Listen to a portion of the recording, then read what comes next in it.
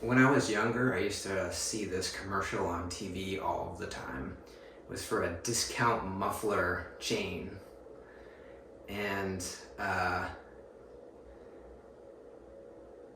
there's kind of like this timid person who needed a new muffler. And, they were like, oh, I don't want to overpay. And there was kind of like this assertiveness coach person, or a person in the role of assertiveness coach. And like, I want you to go in there and say, I'm not going to pay a lot for this muffler. And, the would-be discount buyer of mufflers would say, oh, no, I'm not going to pay a lot for this muffler. No, I'm not going to pay a lot for this muffler. And then eventually, the person went into the place and said, I'm not going to pay a lot for this muffler. And the person working at the discount place was like, yeah, that's what we do. Discount mufflers. Like, it's okay, But it's hard to be assertive. And it's hard to say no. And interestingly, the word no and negation is a really important, I hesitate to say concept, but maybe aspect of Zen practice. In the Heart Sutra, the word not is used 3 times, without is used twice, no is used something like 22 times. And in probably the most famous Zen koan, the first one most Zen students encounter, does a dog have Buddhanature or not? Joshū says mu, which could be translated to no. A lot of the miscellaneous koans that follow Joshū's dog have an aspect of stopping or saying no or not this. Dogen Zenji's writing on ethical practice, the precepts, Showaku Makusa, can be translated into not committing wrongs. So there's lots of emphasis on no and not and negation. So what's all that about?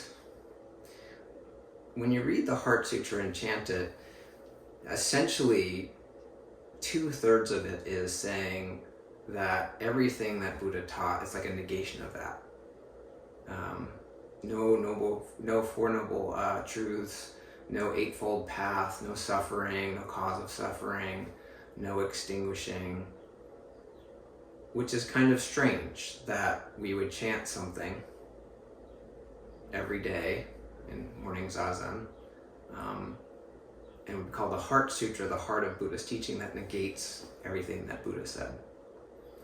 But that's actually not what's happening. So, the Four Noble Truths and the Eightfold Path are really important teachings in that they highlight that there are really 2 ways of living. The way of samsara, being sort of knocked about by causes and conditions, and the way of nirvana, which is beyond struggle. And the reason we struggle is because we fail to see that we are and are part of impermanence. So we grasp after a sense of stability, usually in trying to push away pain and hold on to pleasure. And that's a very unstable life. The problem is even if you point to something with language that is useful, just by human nature, we're going to grab onto concepts and hold that as dogma. So the Heart Sutra is about saying, okay, let go of all of that as concepts. Don't cling to even Buddha's teachings as the truth. It starts out Avaloketeshvara doing deep prajnaparamita. And later on it says, all past, present, and future Buddhas live prajnaparamita, action. So practice has nothing to do with having the right set of beliefs and getting rid of the wrong beliefs. It has to do with getting beyond beliefs. So interestingly, that also can be something to hold on to. The idea that there is no place for concepts, no place for language even, no place for planning or thought. So Dogen urges us to get even beyond the Heart Sutra. So his writing on the Heart Sutra, he actually says form is form, emptiness is emptiness. Saying emptiness is form, form is emptiness, as it does in the Heart Sutra, adds duality to something that isn't, it's kind of redundant. If form is emptiness, then why not just say form is form? And if emptiness is form, why not just say emptiness is emptiness? So no and negation is really important because it has to do with continually letting go and coming back to your own practice and experience. There seems to be a lot of restriction in Zen practice. We sit as still as we can in Zazen. There's a very specific way we sit in a posture. We have, rules and sort of traditions and guidelines that we follow in the Zendo.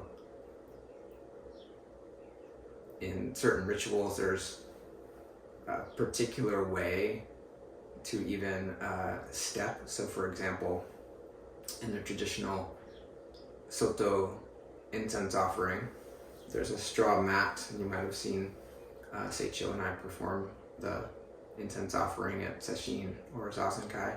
It's a straw mat that we put in the middle of Zendo called the hashiki, and you're supposed to step on the hashiki with your left foot first and exit with your right foot first.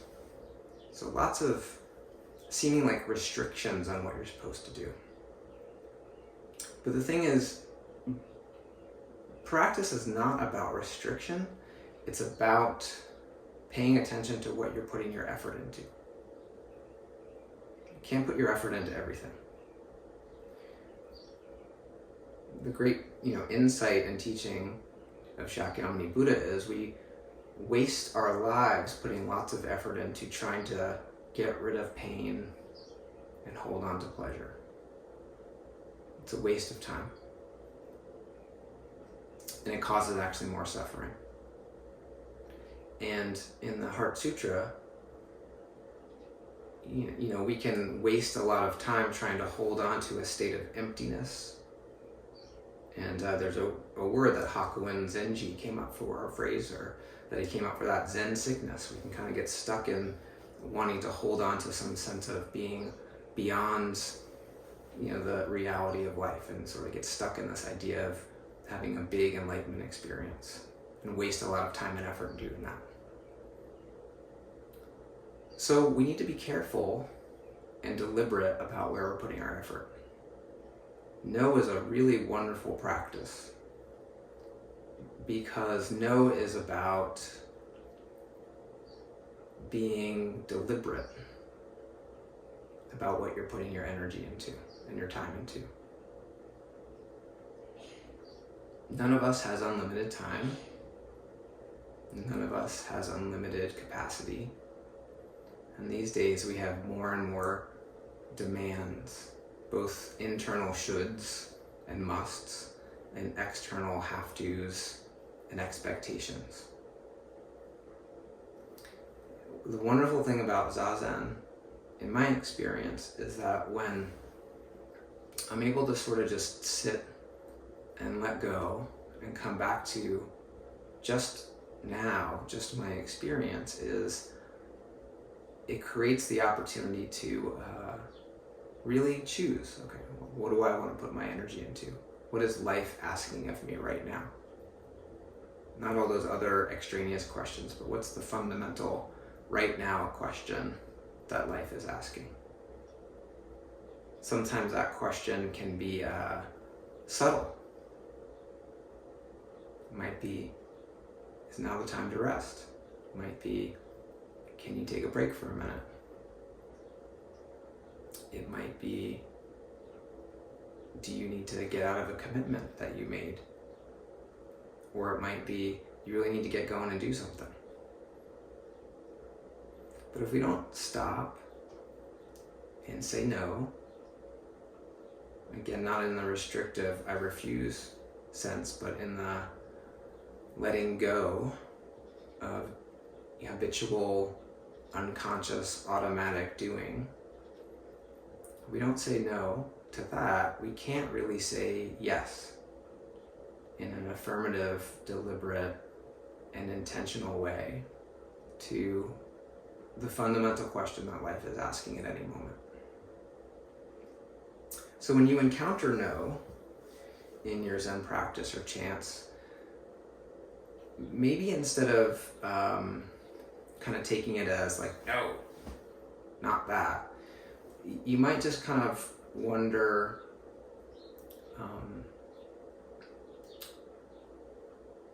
does no actually mean letting go of something? And usually that something is the way you're thinking about how things are, concepts. So if you're getting caught up in your Zen practice about it should be a certain way, or you haven't had an experience that you think you ought to have had, or you've had one and you're trying to get another one, any of that, just come back to just being right here. Let all of it go and just say no.